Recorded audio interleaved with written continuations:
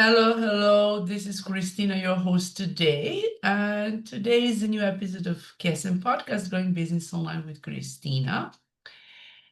And today I'm so excited to have my very special guest speaker far away from UK, Mr. Phil Berg.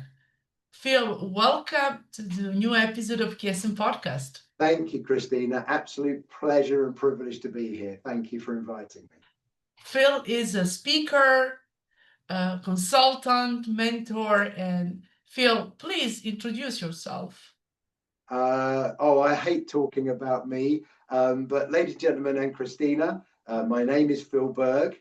I've been in sales all my life. I'm 63 years old now in my personal life, and I've been involved with business since I was 12 years old. Yes, 12 years old. My first career was attempting to be a professional football player, professional soccer. Someone else made the decision that I wasn't good enough. I disagreed, but it was his decision that mattered. So I then entered into the sales business. I became a carpet and flooring salesperson, where I then evolved to running my own business, building retail outlets and selling those in 2007. I was heavily involved in an amazing referral organization called BNI, Business Network International. I was one of the first members in the country in the UK in 1997, and I'm still very privileged and honored to be a consultant and working around the world, helping BNI members and franchise owners and business people learn how to effectively network, not just network, but effectively network. So through that journey, I went from member to franchise owner. I'm proud to say that I'm the first person in the whole of Europe to ever build a networking group to over 100 members. And I'm still the only person in the UK to have ever done that. And I became the assistant national director for BNI UK and Ireland. I semi-retired in February 2021. And I now have an unplanned third career where I'm privileged to work with business owners around the world, just helping them set their goals correctly, challenging them respectfully with, is what you want to do, what you really want to do, and how can we get there and how can we enjoy life whilst living in the chaos of it. It's very privileged. I've now become, as you know, an Amazon best-selling author, with good friends as well, Dr. Ivan Misner, and also my good friend Bharat Daga, and meeting great people like yourselves and being invited onto podcasts and shows around the world. It's a crazy journey. That's the shortened version, but I don't know how to make it shorter than that. Just a crazy journey. So thank you for inviting me today. Thank you for joining, Phil, and I'm really pleased and I'm super happy to have you today. And I know that we're going to have such a amazing interview just to ask you many questions about networking, leadership, sales, and your co-author's book. So thank you for joining it again, and your background is really amazing. How you started, and in that way, I wanted to ask you how, and you just shared how you get started in your career. You could, and let me know what triggered you to start, like and your first job. What triggered you to start your business many years ago? Yeah, interesting. I think it's attitude, and I'm very well known for one-liners, quotations. And I often say, all of us make decisions connected to the knowledge we have at that time. The reality is, if we had more knowledge, some of our decisions may have been different. So, many of us, I'm sure, that start our own businesses, we kind of say, I want to be my own boss. But I think the reality is we don't want to continue working with the boss we had or the company we were with. Sometimes being our own boss isn't the bright, shiny lights that we think it might be. So I think it starts with attitude and probably lack of knowledge. I'm a great believer now that everybody should have somebody in their life. And I don't care whether it's mentor, coach, consultant. I have those in my title just in case someone wants one, and I don't list it. But I don't title myself actually as any one of the three. I don't care what I'm called. I care what I do for people. So for me, I think it's really important that we have someone in our lives that we can just, if you like, just challenge us. Just they may not know more than us, but it's someone we can say, hey, look, this is what I'm thinking. And if I think of it on my own, I'll do what I want to do anyway, because I'm not challenging myself enough. So I didn't know any different. So I said I wanted to be a professional soccer player, football player. I was playing professionally as a young man. And at the same time, I was working part time. And this is where you'll see the connection, part time in a carpet and flooring shop, a retail shop. And I always remember the boss used to say to me, you don't want to be a professional footballer. You want to be a carpet and flooring salesman. And with respect to our friends that may listen, you know, if you're a carpet and flooring salesman or equivalent, that's not criticizing it. But can you imagine be a professional footballer or be a salesperson? For me, I lived and breathed sport. It was only one choice. So I didn't really concentrate at school because I was going to be a professional footballer. Nobody told me I wasn't. So when I literally got released, at that moment it was like, oh, oh. So I'd already been working part time in the carpet and flooring company. And so now it was like, well, okay, I felt that I liked sales. Or maybe here's a first message. Did I like sales or did I like the outcome of the sale? It's an interesting thought. So when I look back at my career, I like this, the close of the deal, the not at all cost, but really that was the results. So I'm a results orientated person. Like, why am I ever doing whatever I'm doing? What purpose? So if it's not a purpose, it's an existence. So ultimately, I said, okay, I'm going to work in the carpet business. I didn't really think of my future, but I think sport for me has made a huge difference in my results of my life, because in sport you can learn, if it's a team sport, you can learn how to adapt and work with different characters and personality styles. I tended to be a leader, a captain. However, when I look back, as the old saying is, if you know now what you knew, if you knew then what you know now, I would have been a more effective leader, because my style was, you know, I'll do the first tackle and you guys, I'll show you how to do it and it's easy and you can do it. It never connected with me that for them it wasn't easy. So I got frustrated that they didn't do it because I felt it was easy, instead of understanding that that's not a leadership style. So I think for me, sport has made a difference to you lose, you learn. What's the goal? When circumstances change out of your control, how do you adapt? Do you change the goal or do you change the plan? So I just think sport for me made a difference. And I fell into the carpet industry. And then once that happened, as always, I want my own business. I think I worked for somebody from memory, you know, they had a nice car and their father had a nice car. And I thought, well, okay, that tells me there's money in this industry because I'd like a nice car. So, I wanted my own business because I didn't know otherwise. And that's what happened. And you gave me such a good idea to ask you, for example, what do you think about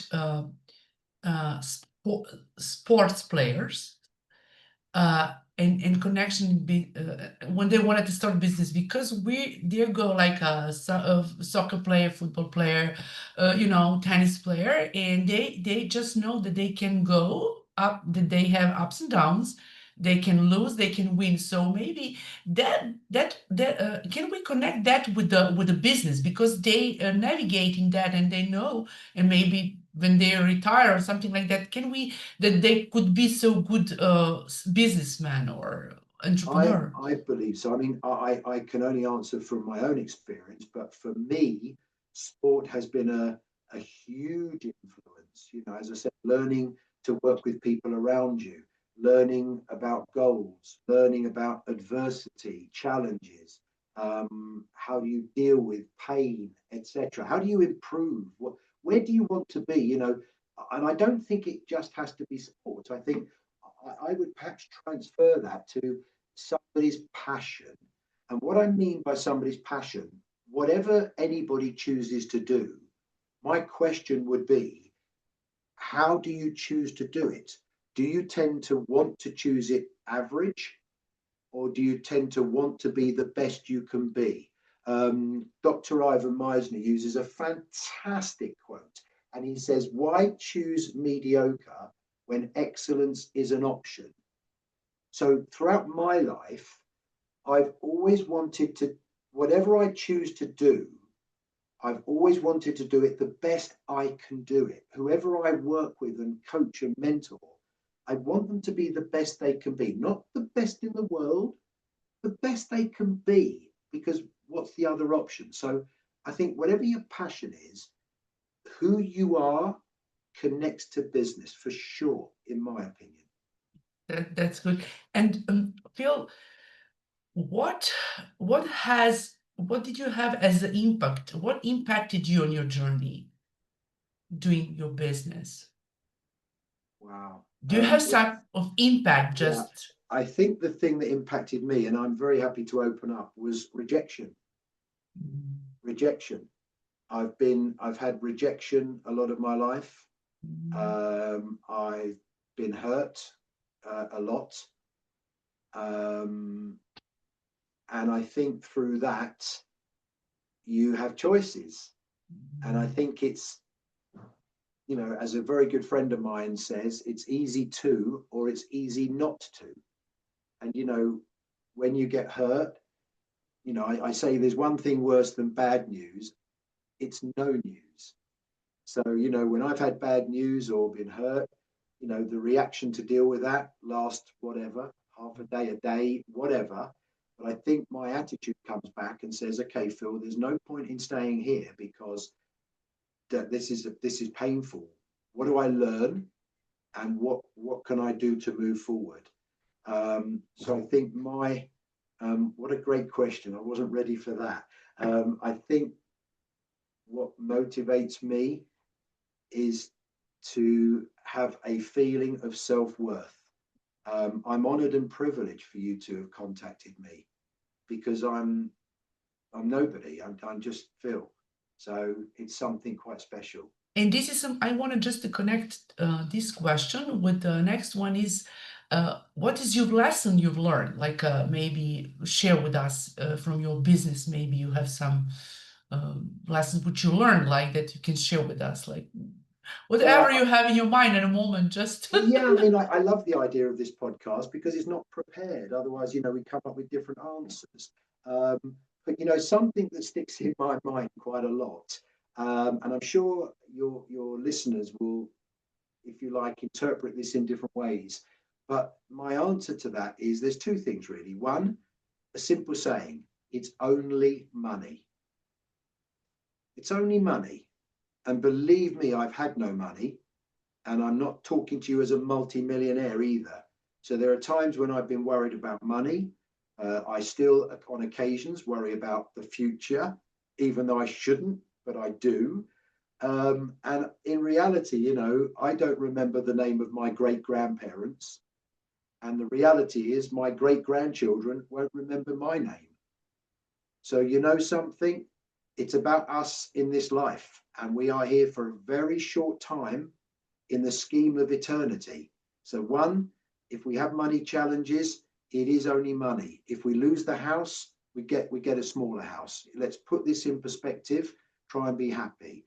And the other one is, which I think has been very life-changing for me, and I'm very proud of my own development on this one, is the simple understanding that what's heard is different to what's said. And obviously what's read is different from what's written. So it's enabled me to become more eloquent when I want to try and help people. So if you like, I'm giving them feedback, but it's maybe taken a lot more constructively now than maybe 10 years ago or 15 years ago, when perhaps my feedback was received more as a criticism.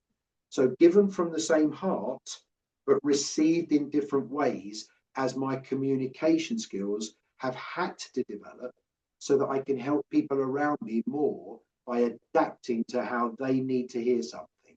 So that has absolutely proudly been the biggest development in my life, with family, with awkward conversations. Yeah, great question. I hope I'm not talking too much today. So Yeah, thank you. Thank you for sharing that. It's very interesting because, my KSM podcast, Going Business Online with Kristina, is dedicated to small business owners, leaders, to spread the word about their business and if they wanted to go to the international, to the global market. And so there are audience from all around the world. So that will be so fantastic. helpful to all my listeners and of this podcast uh, to hear your story, and that will be a lesson to learn from you, Thank just you. which is the aim of this podcast, just Absolutely. And and I stress to anybody that just listened to that, I don't say it's easy. It can be painful, but in the scheme of life, do we live in pain or do we live the best? I find it amazing. You see something tragic on television, and I hope some of your listeners won't have had this experience, but you see something tragic on television, like somebody's child has been, I don't know why I'm going here, but somebody's child has been murdered. Okay. And they're on television a week later, the parents, saying, I forgive the murder. I mean, I couldn't do that, but how they've still got to live their life. And I'm sitting there thinking, that would not be me. but you have to look at these people and go, wow. And somehow, through adversity, through challenges, tough times don't last forever. Okay. Tough people do. So it's just how quickly can we react to adversity to get back to a level of happiness that we deserve to have in life, but it's not easy.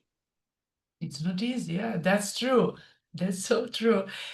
Yeah, and I really enjoy this show today. And as you mentioned that you were in BNI and semi-retired and however, but I wanted to ask you and talk about a little bit effective networking, Yes. and what does networking mean to you personally? What does networking mean to you? I think this is a mindset thing. One of the challenges, I believe, is that people don't set true goals. So, for example, most people network. I remember one of my presentations includes this question. If I could give you two options, okay, but you could only pick one of them, okay, so I'm going to give you two options, but you can only pick one of them. So, Kristina, I'm happy to do this with you live, okay? Option one, you can have all the money you want in your bank, done. Or option two, develop deep, long lasting relationships. Okay, so option one or option two. And I'm a for lot, option two. right now, stay with me, please. Stay with me. Of course, Why do you want option two? uh, Why do this you is want the deep, long lasting relationship? I would love that because long lasting, this is a much more stable place when I can always try to build my business, to get income, and also if I have all those money in bank account, I can spend it and maybe I Right. can. So, am I correct that I think I just heard you say, which I understand, if I can develop deep, long lasting relationships, it's safer and then the money will come. Is that what you've said? Yes. Yes, What was option one? if you have your money in your bank account, still you have a lot. What do you want to choose? If you Right. have money Well, or just have so I, a so it's interesting because what you said was, I want the deep, long lasting relationships because if I do that, I will then get the money in the bank. That's what you said. yes. But I gave you the money in the bank and you chose the relationships. And there's the disconnect. So people in my opinion, they're so busy developing the relation. Sorry, they're so busy, if you like, going for the money, which is why we join BNI, why people network, but they forget the necessity to develop the relationships. Because I'll give you my answer, and I know a lot of our listeners would answer the same. If you could have all the money you want in the bank or the deep, long lasting relationships, truthfully, me, I'll have all the money in the bank, please, because I don't need to build the relationships, and then I can choose how I use the money. But the reality is, you've got to develop the deep, long lasting relationships to get the money. So I think a lot of people say things like, I'm joining this network to earn money, but they don't actually have a goal for how much money they want to earn. It's just a simple statement: to earn money. Those that do have a financial goal often don't connect the financial goal to the real reason. So if you said, I want to earn 50,000 euros, pounds, whatever currency our listeners are in, if I said, why do you want to earn that figure? Most people I speak to say, good question, I don't know. So for me, it's understanding, what do you really want to earn on this income strategy? Because that's all it is, an income strategy. So what incomes do you have in your life generally? In your networking strategy, what do you wish to financially get as a return in that? Why that figure? And once you know, this is what I want, this is why, then you can have more of a plan to achieve it. So I think that's the difference for me between effective and not. So don't build friends and go bankrupt. Do business and develop friendship. Slight difference, but a big difference in the results. It's amazing, like masterclass. Thank you for sharing that, and thank you for your questions. That will be, yeah, that will be so helpful for our listeners to understand about money and effective networking, and also how to build a long-term relationship.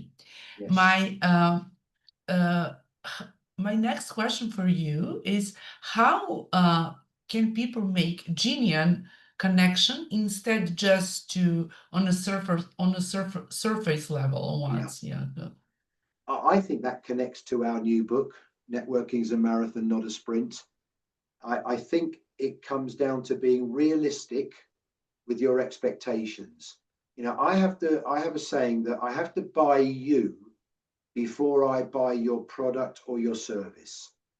I have to buy you before I can introduce you to anybody. And, we use the words referrals and things like this, but I'd like to kind of add to that, really. If I'm going to refer you to somebody, surely I'm putting my reputation on the line. Surely. Because my style of introduction is, I know Kristina. I know she could be of value to you. I truly believe that Kristina could increase your visibility and increase your visual.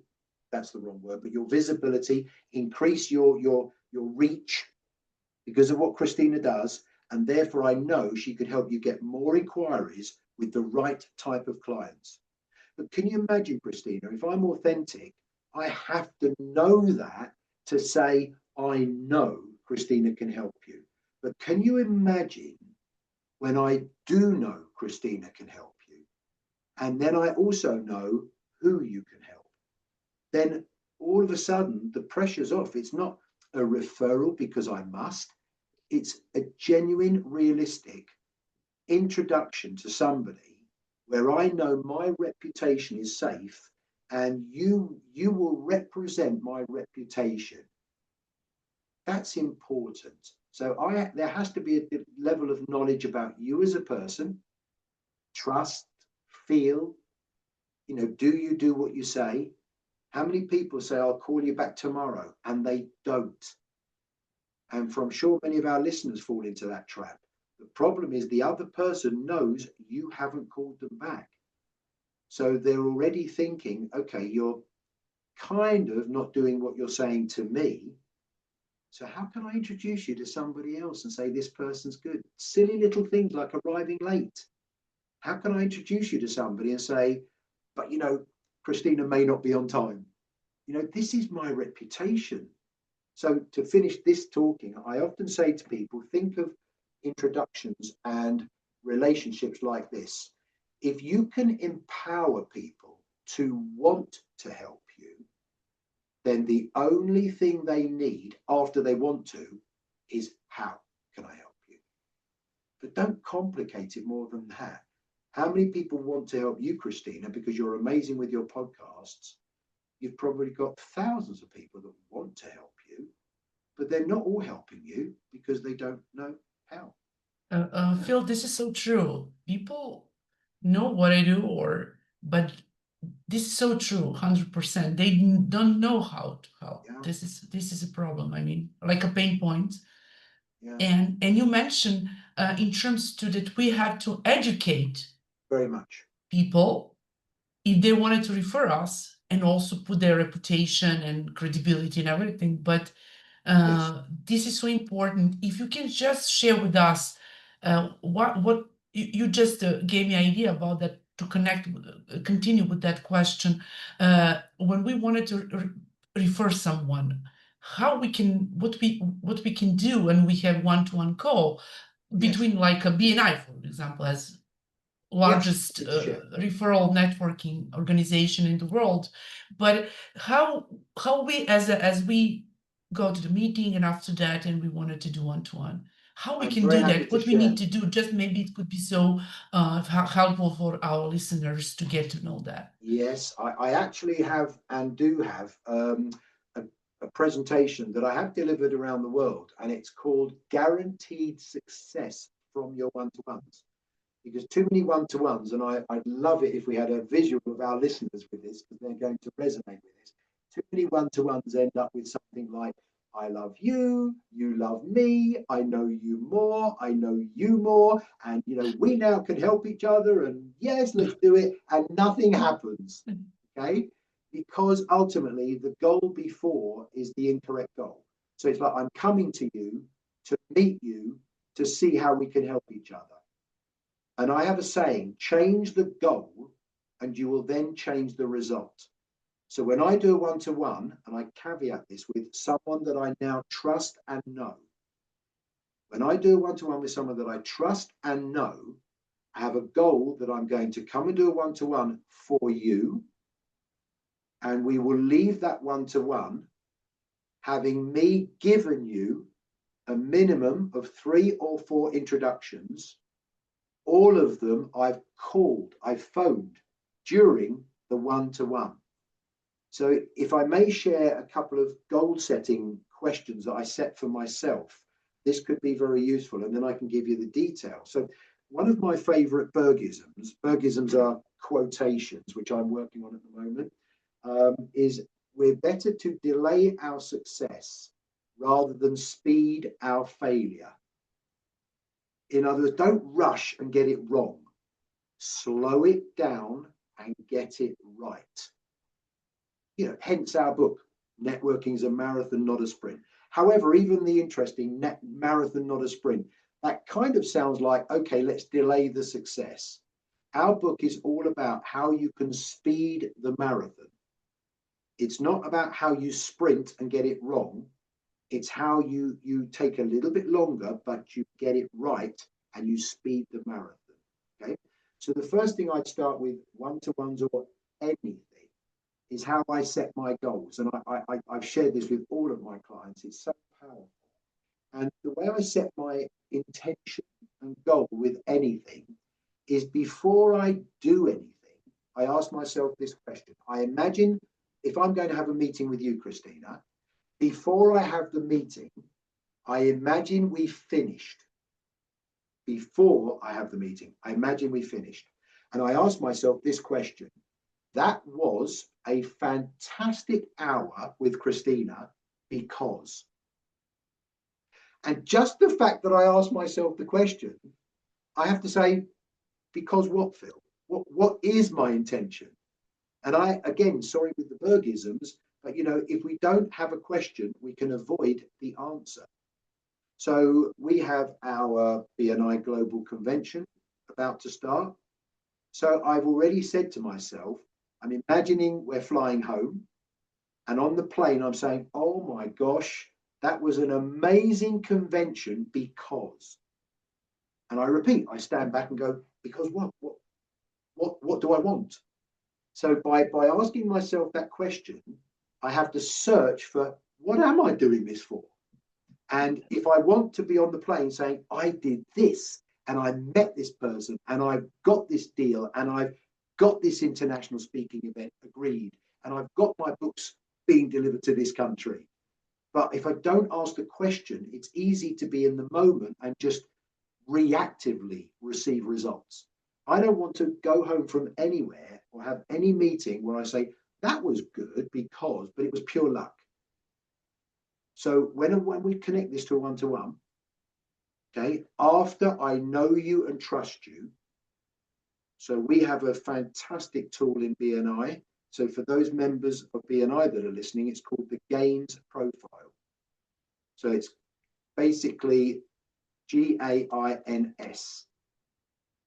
Ultimately, following the Gains Profile will get people to know you, get to understand your goals. So it's goals, accomplishments, interests, etc.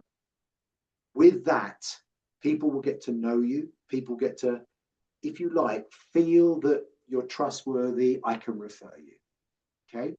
Then the Phil Berg real one-to-one, we need this information in direct answer to your question.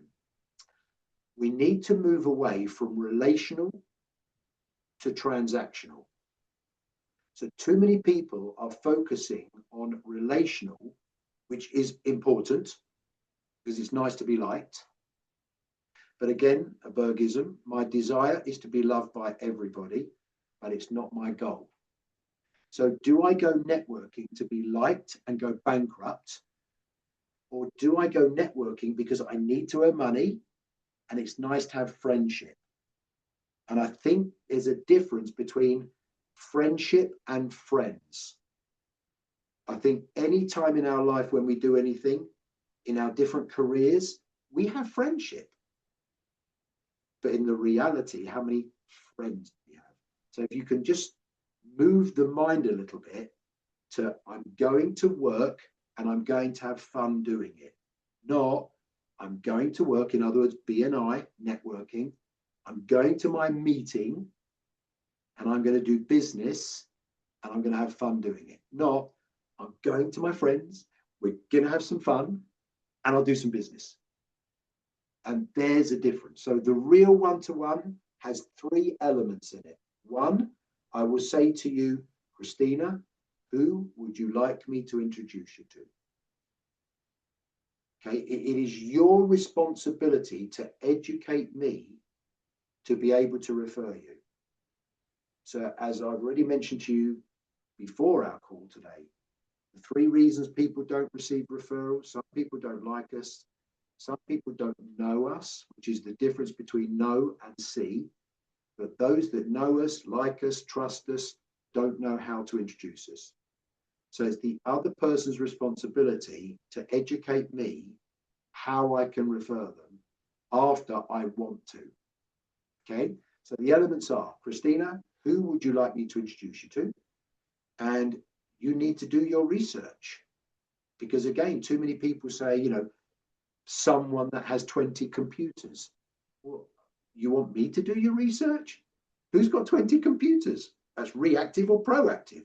You need to start thinking of names of companies, people, industries. You've got to help the other person become laser focused on, I know that person, or I don't know that person, but I know someone else in the company, or I don't know that company, but I do know somebody else, another company in the same industry. It's your responsibility to help me think I can phone 6 or 7 people now. And then the content that's needed, not easy to start working. You've got to start working on it, and it's not easy. But once you've mastered it, it's these 3 things. I call it the approach. So I know who to call for you. So imagine it's your lovely self, Kristina. I know who to call. Now I need to have something that I call a line of entry. What could be my first thing I say to them? So, for example, if you wanted to introduce Phil Berg to somebody, my one's quite a simple one. So, for me, if you're speaking to anybody that's in any form of business that wants more clients, wants more sales, the opening line of entry, let's say you sold motor cars and you met somebody in the car business, you could say, do your sales team sell as many cars as you want? And if you understand this opening line, it's so clever. Nobody says yes. Nobody says yes. So, so if you imagine if you wanted to introduce me and you felt that someone could do with my help, if you said to them, whatever their business, do you get as many clients as you want? They'll always say, well, I could do with more. You know, do you sell as many of your products as you want? Well, I could always do more.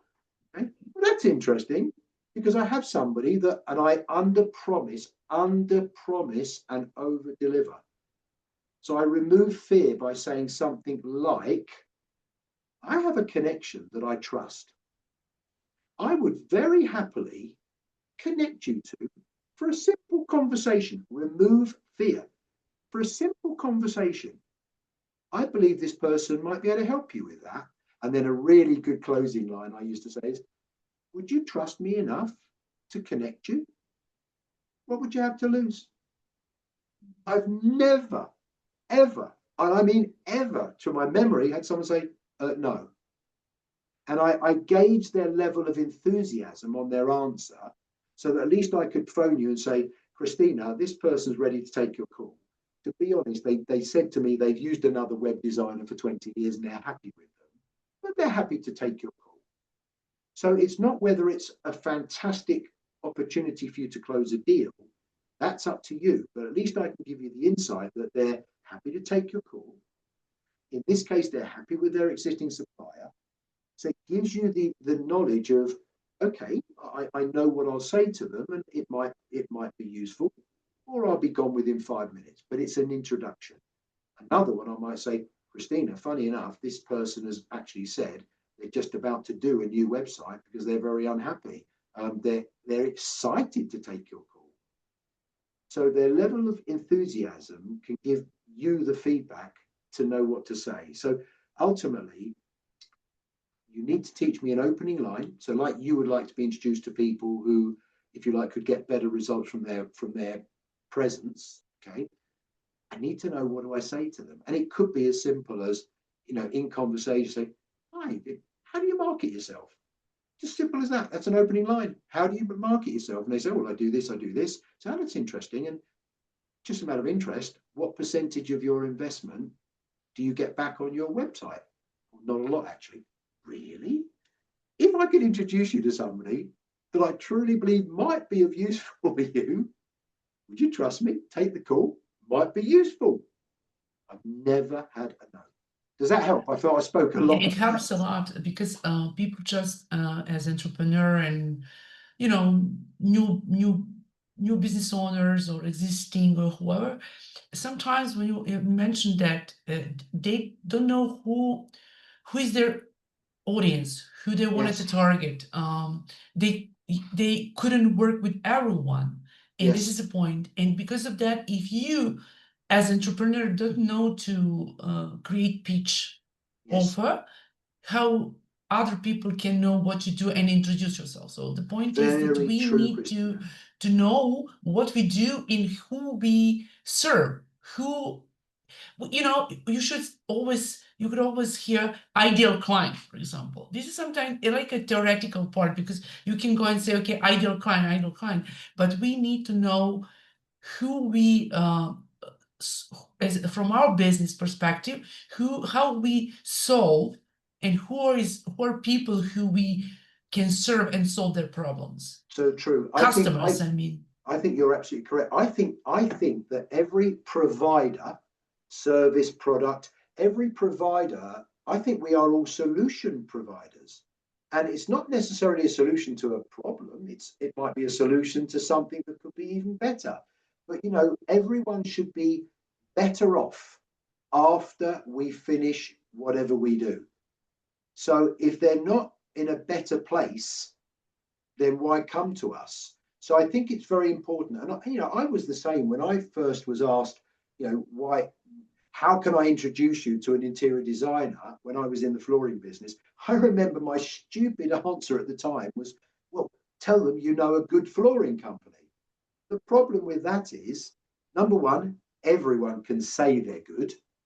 And then when people say, but we really are, the answer to that is, well, everyone says that as well.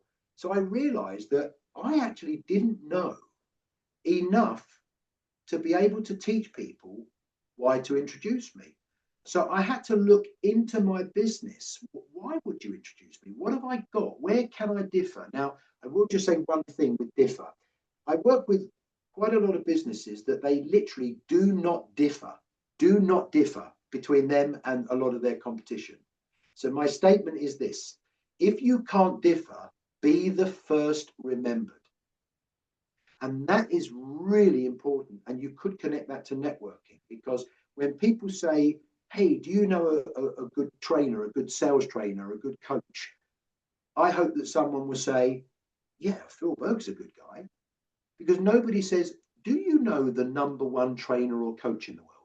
They say, do you know someone that can help me with? Do you know someone that's good at?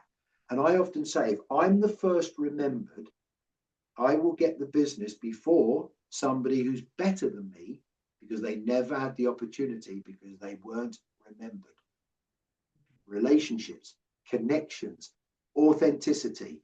Be the person that good people like. Bad people don't like Phil Berg. I've learned that in life. Bad people don't like Phil Berg. And I've learned to use that sentence to protect myself, because I'd like everybody to like me. But the people that don't, I recognize the look. They don't get to know me. They make their choice. That's okay. If good people don't like Phil Berg, I very much look at myself. Very much. Yeah, that's so true indeed. Yeah, that we cannot like everyone, and vice versa, this is so true. You know, maybe there are some many segments today to ask you questions, but I wanted just to before when I started, but I wanted to talk about a little bit about your quarters book, networking. You mentioned it all, but networking is a marathon, not a sprint. Uh, you three of you, the Misner, Phil Berg, and Bharat Daga. Yeah. So what inspired you to, I think that you have many, I don't know, didn't research it, that you have still this other cultures book. I know that but this one is the first, two of you. Me, no, for the three of us, Yes, yes, this is our first book together. does. Our And first book my together. question is, what inspired you to co-author that book? And also, what is the message behind the title? Maybe we I can can tell connect you, two questions. yeah, I can tell you specifically because it's my book. So you have it from the originator. So we have a wonderful philosophy in BNI: givers gain. And it is a beautiful philosophy, because actually it's the way round it's written. Givers first, give to gain.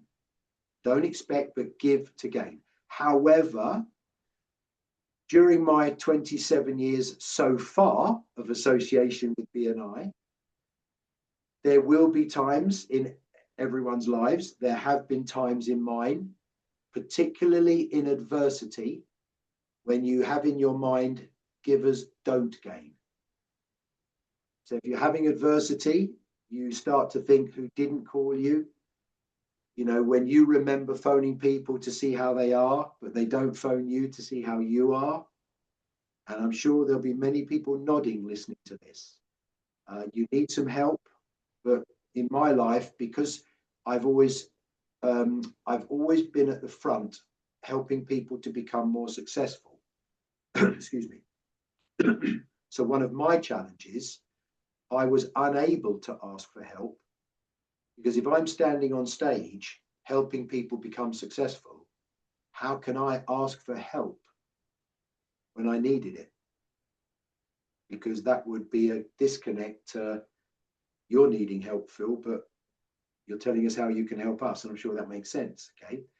So the concept of the book, which is very strange, I'd sold my businesses in February 2021. I over the following year, I felt a lot of people didn't treat me as they should. I felt I kind of looked back and thought, wow, was that a dream? You know, people that should have called and said, hey, now, are you okay? How you doing? I kind of felt like I'd fallen off a cliff, and I hadn't expected that. And in my own way, and maybe I likened it because I semi-retired and sold the businesses during COVID. So in many ways, I would imagine it's like a professional footballer retiring when there's no one in the stadium. So as I played my last game, I've walked off, it's very quiet and no one's phoned me. And I definitely went through a period for probably over a year where I was fighting myself very hard.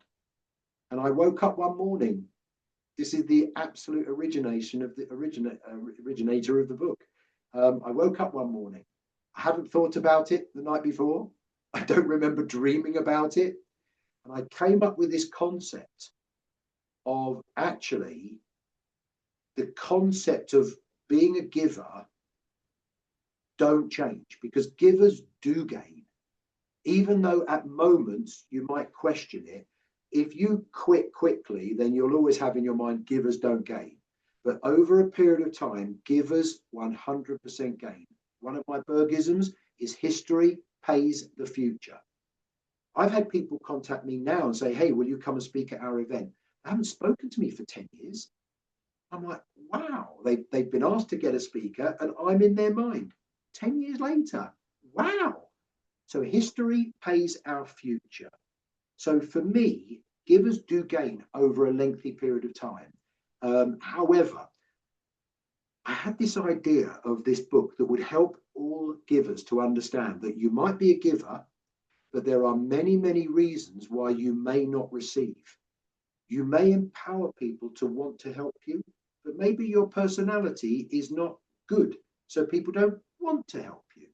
So our book will help you recognize that as a giver, I'm one of these different reasons. And knowing that, now I have the understanding of why I may not be receiving what I think my effort deserves. But I also now am empowered to know A, why I'm not, but B, what do I need to do? And that was the concept of the book.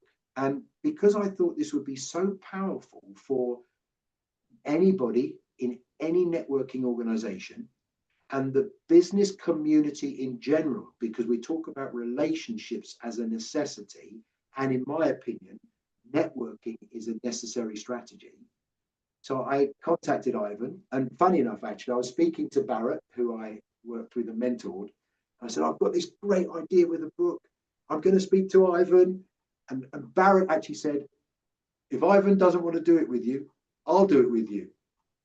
And I went, well, why don't the three of us do it? So it was like, I'm in. So I contacted Ivan. We had the conversation. He's a lovely friend. He loved the concept because it's going to make so much difference to people. And 3.5 years later, because that's how long it's taken us, the book is now published. But the reason, Congratulations. That's thanks, amazing, I'm really. so Just proud of it. But it was yeah. because I was feeling low, questioning givers gain when actually they do. And the book has been born from that. Yeah, that's good. And this is a way what with like what practical takeaways can readers get right away? Yeah, if Um, they I think simply understand why you're doing it. You know, imagine back to something I said a little bit earlier. Imagine you look at 12 months' time and say, that was an amazing 12 months of networking because, okay? Because if you don't set your goal, you where do you score? Where do you go? So that was an amazing 12 months of networking because. So you step back and finance for most people has to come into that answer. So then once you know what you want and why you want it, then you have to learn to build the relationships, empower people to want to help you, and then they need the understanding of how to help you and accept that it's not a get rich quick scheme, it's a get rich scheme, and once it starts it continues forever. How many people are talking about us behind our backs, and what are they saying? Because until you build up a fan club, you're on your own. That's great, really. And I have my last question for the book is, how did this book change your own approach to network?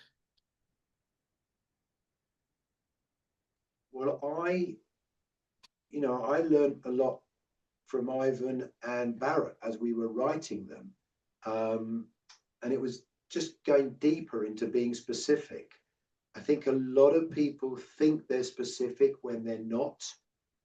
And it was the reality that over time, being a giver gives you the results. I think in life, Kristina, people quit on things that work. This is such a clever sentence. People quit on things that work because they haven't made it work yet. So how can it be that so many people have left BNI because in their words, BNI doesn't work, when all the rest of us are there every single year for 20, 25, 30 years? And do you think that they don't do things how they need to do? This is what we spoke to. Absolutely. In right way to do one-to-one and to all those kind of things which approach them to build long-term relationship and trustworthy and credibility, and how someone can refer you, me, or any other BNI member. Absolutely. I revert back to the three reasons people don't receive referrals. Some people don't like us. Many people don't know us. The rest who like us, know us, and trust us don't know how to introduce us. Because if you're a good person and you build the relationships and you give, people will want to help you back. And when people want to help you back, teach them how. And you've got all of these people around you wanting to help you. It can't be all of them as the reason you're not receiving. It's probably back down to you. Yeah, that's good. I have many questions today. Maybe we can tackle it just a little bit before we ramp up our call today, because I have many questions for you, but I wanted to hear from you. How do you define great leadership today? Just that, to touch that point about the leaders, because I have many questions, but just Yeah, it's time I consuming and yeah, for our listeners to. I think I think I never ever had a journey to become a leader. So I've never had that destination or a goal, because I don't see myself as that. But the reality is, as you develop your business and your company, and normally that means you're recruiting staff and building up the team, you need to be that. And when we talk about leader, my style is just to take off the letters ER, and that means you lead. So I believe that the leader should be the example, because I've never asked anybody to do what I don't do myself. I believe that. And I believe the leader should give clear vision and help their people become leaders. I'm so proud. I sold my business, my BNI franchises in February 2021. And my younger business partner, Brian Gates, and our senior team member at the time, the amazing Frankie Pallane, they joined forces and now basically took over the business. They're doing a fantastic job. And part of me is like, not because of me, but just they're leaders. And I'm sure I've had a tiny little part of that empowering them to empower their people. So I believe great leaders are people that empower others to lead.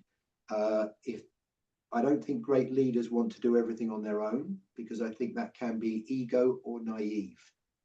Um, yeah, again, just as your questions are so Yeah, directly thank applicable you to for that. sharing. Yeah, you just explained, because yeah, is uh Phil, before we ramp up our show today, what would be a message for the audience if they wanted to start business, or if they wanted to get referrals or build a long-term relationship, whatever, or if they wanted to be a part of BNI, just to join, and there will And be more and more in connection with people in global and local level. yeah, I think unusually for me, this could be my quickest answer. Know your why.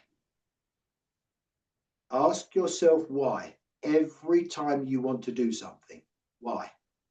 Why am I meeting this person? Why am I going right instead of left? Why do I want $50,000, $200,000, whatever the currency of our listeners is? Why do I want that?